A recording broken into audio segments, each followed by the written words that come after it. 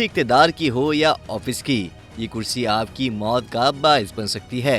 कुर्सी कैसे मौत की तरफ ले जा सकती है, नई तहकीक सामने आ गई।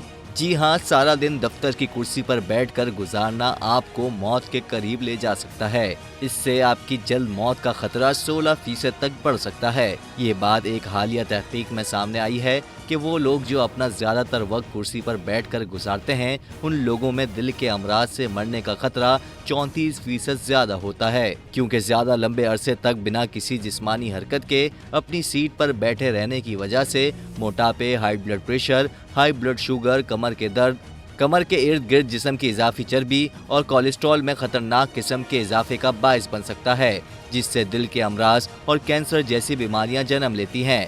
तहकीक के मुताबिक बगैर किसी जिस्मानी सरगर्मी के रोजाना 8 घंटे से ज्यादा वक्त के लिए बैठे रहना आपके मरने के इम्कानात बढ़ा देता है।